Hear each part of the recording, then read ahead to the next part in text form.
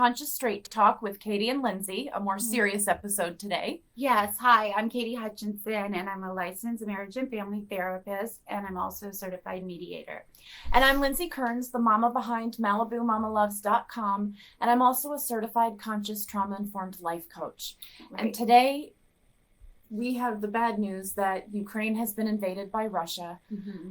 None of us really know what this means for the rest of the world. I think we just we're all in this holding pattern, waiting and seeing what happens, and it's really, really scary times. Yeah. So we have been doing this segment on cheating, so we apologize. We wanted to You'll get break the sixth episode on Monday.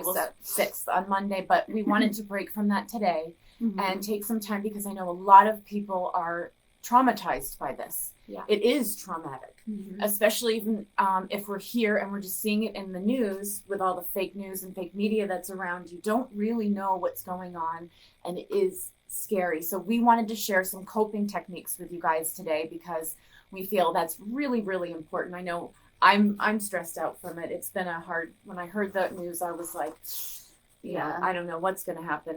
I can't imagine. Yeah, I can't imagine waking up and being told by my president, oh, stay inside, we're under attack, the military will handle it.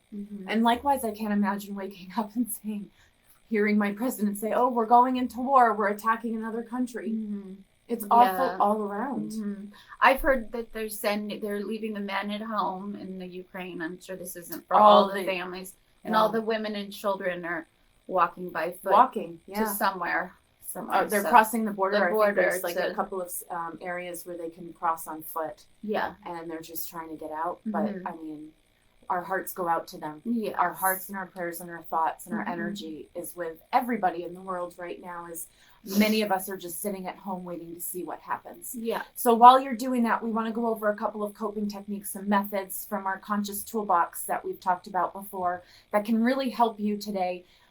When you start, over the weekend, whenever, when you start to get into that panic or feeling that anxiety. Media anxiety is what I call it, and it's real. So we want to give you some tips. So the first one is to just really accept your feelings on it. Yeah. Accept yourself. Accept that you are empathic, if you will, because if you're feeling it that deeply just from the photos and from knowing what's out there and not knowing what's going on, which is almost more scarier, don't beat yourself up over that. It's okay. You're normal. That's good to feel that way. Accept that, embrace it, and be okay with it. Right. And the second one is don't leave it in your body. Cry if you have to, scream if you have to, talk to people, run around the block. Snuggle with your animal. I always say that. Yeah. Just let it out because that poisons your body if we leave stress inside and don't discuss it. And be okay with leaving it out. That's what we were talking about. Accepting your feelings. It's okay to be let scared. It out. It's okay to cry. It's okay to scream. It's okay to punch a pillow. Right? As long as we're not hurting anybody.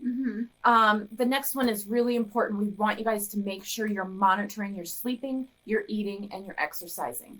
Because in times of stress, a lot of times we can forget about doing all those things. We don't eat enough. We don't sleep enough. And we stop exercising. That's a great way to go downhill fast. Yeah. We don't want to do that. So maybe you won't be eating or sleeping as much, but be conscious of it. Be aware of it and stay on top of it for yourself. Yeah. And to go with that, I think it's really important to try to stay off media completely. I mean, that would be my recommendation. Yeah. But if you can't, limit your exposure. You cannot, then, and don't do it before you go to, do not read anything before you go to sleep. Do not read anything first thing in the morning because it can affect the rest of your day. And if you know that you're uptight, don't read anything about it at that time. If you have to read something about it or listen to the news, do it when you're calm. And if you notice your body starting to elevate, your stress starting to elevate, turn it off, please. I know it's addicting, but just turn it off. Yep, walk away. And this is something you can do in those moments. Our next tip is to do something positive for yourself. I really want you to challenge your sense of helplessness, right? Be aware of that sense. You're feeling helpless because that's kind of at the root of this type of a fear that we can't just go and fix it.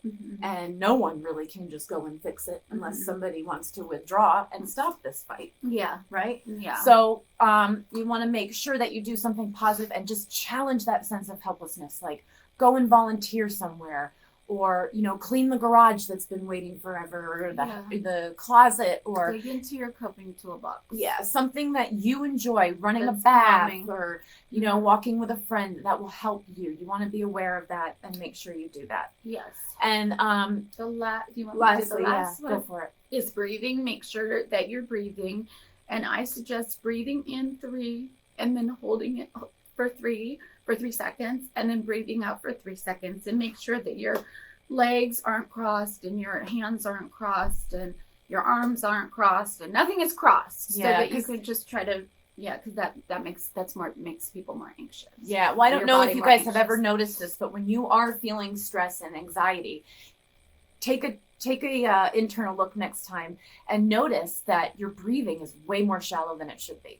And that is actually not helping you at all. No. So if you can stop and even just do the 3-3-3 breathing, Mhm. it will oxygenate your brain and help you to kind of calm down. It will trigger that parasympathetic nervous system that will release the melatonins and whatever, the calming, Yes. you know, to calm yourself down and get you back into a better get rid space. of the cortisol. And you know, help the guys, adrenals. another little tip too is just ask for help. Yeah. Don't go it alone. No. 'Cause Everybody we're all- is going through this. We're all in this most together. of us are, slightly scared. It's scary This could times. affect all of us. It's scary times. So Yeah. with that, you guys, just a quick recap. Accept your feelings. Mhm. Talk Express about your it. feelings. Don't hold it in. Mhm. Monitor your sleeping, your eating, and your exercising. You don't want to stop those things, Mhm. especially in times like this. We all need to be strong right now. Monitor your media exposure. Limit it if Mhm. you can. You don't need to be watching that stuff. Do something positive for yourself. Challenge that sense of helplessness. Mhm. You can pull yourself out of this. Yeah. And ask for help. And Mhm. remember to do your breathing. Mm-hmm. So with that, we're going to wish you guys a peaceful and safe weekend. Yes. And we also want to ask that wherever you are while you're watching this video, please take a minute, align your energy, breathe, and be calm. And then take a second to send as many positive vibes, positive energy, light and love to the Ukraine and to Russia and to all of those who are fighting right now. Yes. And the genocides in all of the other countries. I mean, this world is very scary right now. Mhm. So send good vibes out there, guys. Yes. We are all connected. We Mhm. can get through all of this stuff together. Mhm. And don't go it alone, okay? Yeah. We love you guys, and we'll see you on Monday.